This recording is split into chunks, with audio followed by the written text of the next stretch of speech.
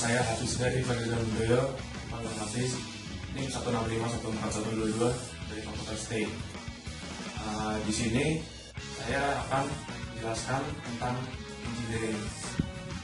Engineering atau rekayasa menurut Kamus Besar Bahasa Indonesia adalah penerapan kaidah-kaidah ilmu dalam pelaksanaan seperti perancangan, pembuatan konstruksi, serta pengoperasian kerangka, peralatan, dan sistem yang ekonomis dan efisien.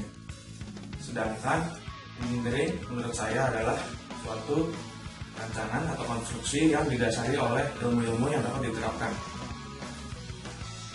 Rekayasa memiliki arti penting bagi masyarakat dan peradaban, karena dengan adanya rekayasa, kita bisa membuat suatu mekanisme dan konstruksi mulai dari yang mudah hingga yang memerlukan banyak tenaga dan pikiran. Mekanisme dan konstruksi itulah yang membuat masyarakat lebih mudah untuk menjalani kehidupan. Nah, selanjutnya ada problem solving yang biasa dalam bahasa Indonesia disebut pemecahan suatu masalah, yaitu suatu proses pemikiran dalam memecahkan suatu permasalahan yang berada di sekitar kita berdasarkan data yang faktual agar dapat menarik kesimpulan dengan benar. Nah, dalam engineering banyak problem solving yang sudah diterapkan dalam masyarakat. Misalkan yang pertama adalah jembatan. Jembatan adalah salah satu hasil rekayasa dari engineer. Mengapa orang harus membuat jembatan? Karena dengan membangun jembatan, kita dapat menyeberangi suatu halangan atau obstacle yang umumnya tidak bisa dilewati. Nah, maka itu adalah persoalan orang-orang yang ingin menyeberangi suatu halangan dan rintangan tersebut. Dengan memperhitungkan beban dan panjang jembatan, kita bisa mengestimasi ukuran jembatan yang tepat. Namun seiring kemajuan peradaban dan pemikiran manusia, kita sering melihat jembatan yang dibangun di atas jalan raya. Nah, mengapa demikian? Salah satu alasan yang bisa saya simpulkan itu adalah untuk menghindari traffic jam atau kemacetan yang sangat parah. Yang kedua ada mobile phone. Mobile phone ini dibuat untuk berkomunikasi secara praktis dan cepat dimanapun dan kapanpun secara nirkabel atau tanpa kabel. Lalu yang ketiga ada robot di pabrik membuat mobil. Mengapa memakai robot di pabrik membuat mobil? Pertama, itu untuk meningkat waktu dalam memproduksi suatu mobil dan menghemat tenaga manusia itu sendiri, dan juga dengan tingkat error yang sangat sedikit. Yang keempat ada Airbus A380. Mengapa Airbus A380 dibuat? Karena pesawat tersebut memiliki kapasitas penumpang yang lebih banyak, dan para calon penumpang pun tidak perlu menunggu pesawat lain untuk menaiki karena kapasitas pesawat tersebut sangatlah banyak. Yang kelima, sistem informasi penggajian di kantor dengan 1000 pegawai. Karena sistem tersebut dibuat agar kita dapat pegawai dapat melihat informasi gaji dengan mudah dan tersusun secara sistematis. Lalu ada yang keenam adalah sistem IKTP. IKTP merupakan salah satu inovasi pembaruan dari KTP yang terbuat dari bahan sejenis kertas. Kelebihan dari KTP biasanya adalah IKTP tidak dapat dipalsukan atau digandakan karena IKTP yang menggunakan sidik jari. Sidik jari seseorang tidaklah mudah untuk dipalsukan. Lalu yang ketujuh ada RoboHand. RoboHand dibuat untuk menggantikan tangan dan jari tangan yang cacat ataupun bekas amputasi. Dengan RoboHand, seseorang dapat menggunakan penggunaan drawing itu seperti tangan normal.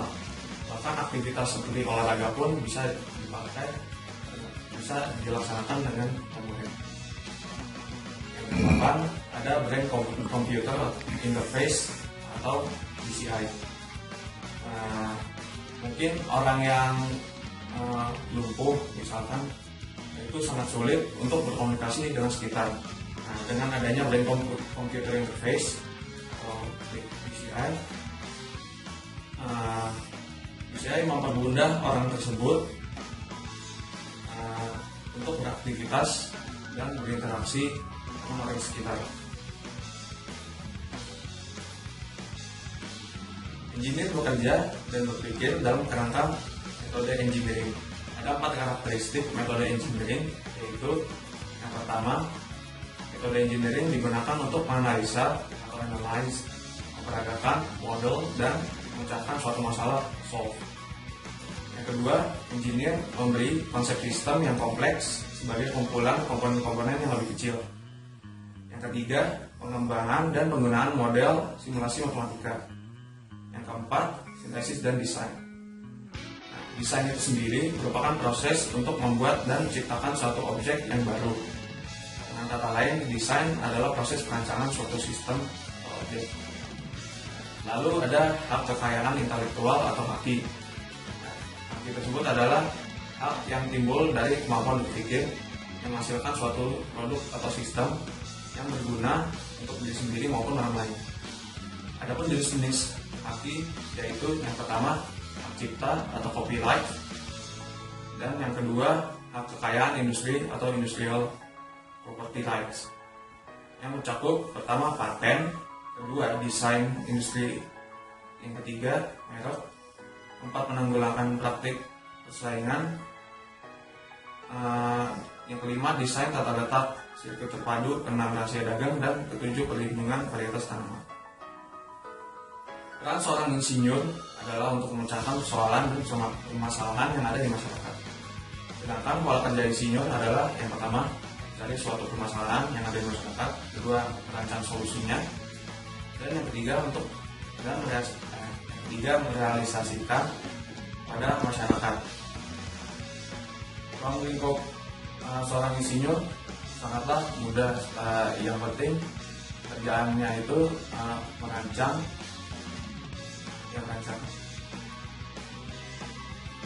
Dan pendapat saya tentang ciri insinyur yang baik adalah insinyur harus memiliki keahlian, mampu berpikir kritis, dan juga dapat menyelesaikan permasalahan di masyarakat.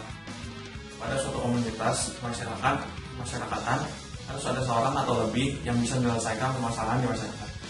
Yang paling penting dari ciri insinyur adalah insinyur harus memiliki integritas. Profesi insinyur sangatlah berpengaruh di Indonesia dan dunia karena insinyur berperan besar dalam perencanaan suatu sistem dan model yang diterapkan di dalam masyarakat. Tidak hanya itu, seorang insinyur harus bisa memecahkan masalah di dalam masyarakat. Namun para insinyur Indonesia masih kurang dihargai oleh bangsanya sendiri. Banyak insinyur Indonesia yang akhirnya bekerja untuk negara lain. Dengan skala dunia, insinyur di berbagai negara sudah banyak dan memiliki keahlian yang lebih. Namun dalam Indonesia, permasalahan pada masyarakat masih bertebaran, padahal sudah seharusnya masyarakat menghargai karya-karya dan rancangan dari seorang engineer Indonesia. Bagi calon insinyur yang bersekolah di ITB, saya ingin membanggakan orang tua, teman-teman, bangsa dan negara dengan cara jadi mahasiswa berprestasi dan mengikuti lomba-lomba. Hanya itu, saya juga ingin ikut berpartisipasi dalam memecahkan suatu masalah yang ada di kalangan mahasiswa. Demikian yang bisa saya sampaikan tentang engineering. Terima kasih.